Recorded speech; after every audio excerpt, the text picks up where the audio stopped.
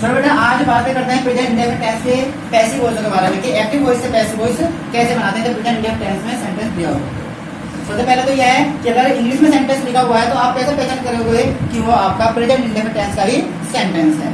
तो देखो यहाँ पर सबसे पहले आपको सब्जेक्ट दिया होगा, सब्जेक्ट के साथ में वर्ब की फर्स्ट फॉर्म या फिर वर्ब की फर्स्ट फॉर्म में एस और एस आपको ऐड करके दे दी गई होगी। तो यहाँ पर देखो दूसरा है या फिर सब्जेक्ट दिया होगा, डू और डज के साथ में वर्ब की फर्स्ट फॉर्म दी गई होगी। तो जैसे सेंटेंस इनमें लिखे हैं तो देखो इनमें डज नॉट, तो डज के साथ में क्या है, वर्ब की फर्स्ट फॉर्म है डू डज। और यहाँ पर आप लिख सकते हो do does plus not plus verb की फर्स्ट फॉर्म, आप ये लिख सकते हो। तो देखो डज के साथ में नॉट लगी और वर्ब की फर्स्ट फॉर्म दी हुई है। तो आप इससे पहचान कर लोगे जो सेंटेंस है ये आपका प्रेजेंट इंडेफिनिट टेंस का सेंटेंस है।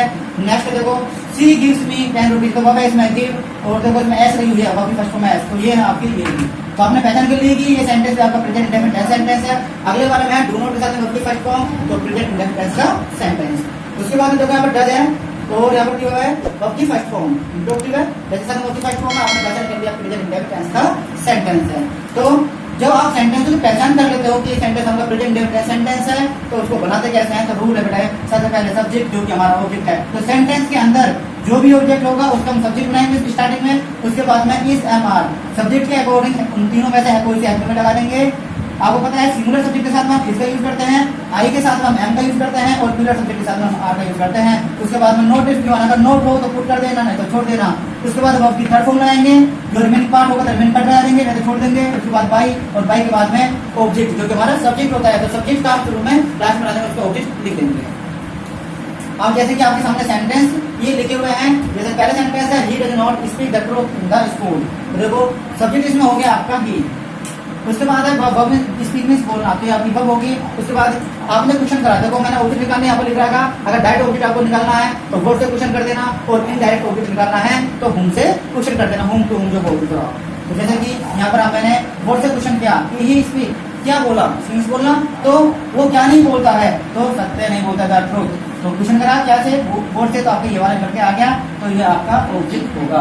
और जो भी इन तीन चीजों के बाद बच रहा है लास्ट में वो सीधे सीधा आपका रिमेनिंग पार्ट हो जाएगा। तो यहाँ पर रिमेनिंग पार्ट हो गया आपका इन द स्कूल। उसको बनाते हैं, देखो सब्जेक्ट जो कि हमारा ऑब्जेक्ट है, तो ऑब्जेक्ट है इसमें द ट्रूथ, तो शुरू में द ट्रूथ लिख देंगे, इसका आपने सब्जेक्ट बना दिया। उसके बाद में इज हमारा ट्रूथ सिंगुलर है, इसको हमने इज लगाया। उसके बाद में नोट दिया हुआ है, नोट को पुट किया। उसके बाद वर्ब की थर्ड फॉर्म, तो वर्ब इसमें स्पीक, तो देखो स्पीक की थर्ड फॉर्म आपने इसको लगा दिया। उसके बाद में रिमेनिंग पार्ट दिया हुआ है इन द स्कूल, तो आपने इन द स्कूल लिख दिया। उसके बाद में भाई आपने भाई लगाई और लास्ट में आपका ऑब्जेक्ट जो कि हमारा सब्जेक्ट है, तो सब्जेक्ट इसमें आपका ही है और ही का ऑब्जेक्ट होता है आपका हिम, आपने इसको यहाँ पर लिख दिया। आगे है नेक्स्ट आपका सी गिव्स मी 10 रुपीज, तो देखो सब्जेक्ट हो गया इसमें सी, वो होगी गिव मीन्स देना और मी मीन्स मुझे, एक ऑब्जेक्ट और देखो इसमें 10 रुपीज, ये भी आपका क्या है ऑब्जेक्ट ही है। अब बात करते हैं कि हम ऑब्जेक्ट कौन सा ले सकते हैं, तो बेटा दोनों में से कोई सा भी आप ऑब्जेक्ट ले सकते हो। तो वह मुझे देती है, क्या देती है, किसे देती है, मुझे, तो टू होम से क्वेश्चन करा तो आपको मी निकल के आया और क्या देती है 10 रुपीज 10 रुपए, तो क्या से क्वेश्चन करा, वर्ड से क्वेश्चन करा तो 10 रुपीज आ गए। दो ऑब्जेक्ट है, आप इनमें से कोई सा यूज करके सेंटेंस को बना लोगे।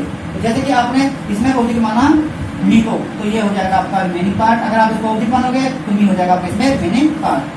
तो देखो सब्जेक्ट जो कि हमारा ऑब्जेक्ट है, आपने मी को ऑब्जेक्ट माना है, तो मी का हमें यहाँ पर शुरू में सब्जेक्ट लिखना है, आई आपने लिख दिया, आई के साथ आपको पता है एम का यूज करते हैं, आपने एम को लिखा।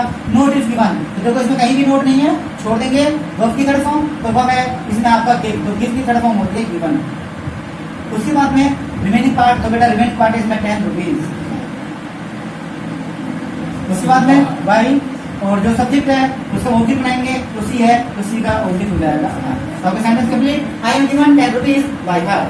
नेक्स्ट देखते हैं they do not play hockey with me daily, देखो सब्जेक्ट इसमें दे हो गया, प्ले वर्ब है आपकी और हॉकी आपका ऑब्जेक्ट हो गया। और जो विद मी है डेली, ये आपका सीधा सीधा रिमेनिंग पार्ट हो जाएगा। तो शुरू में लिखेंगे हम सब्जेक्ट जो कि हमारा ऑब्जेक्ट है, तो ऑब्जेक्ट है इसमें हॉकी, तो आपने शुरू में हॉकी लिखा। उसके बाद में इज एम आर, तो हॉकी सिंगुलर है तो आपने इज लगा दिया। उसके बाद में नोट आपको दी हुई है, आपने नोट को पुट किया।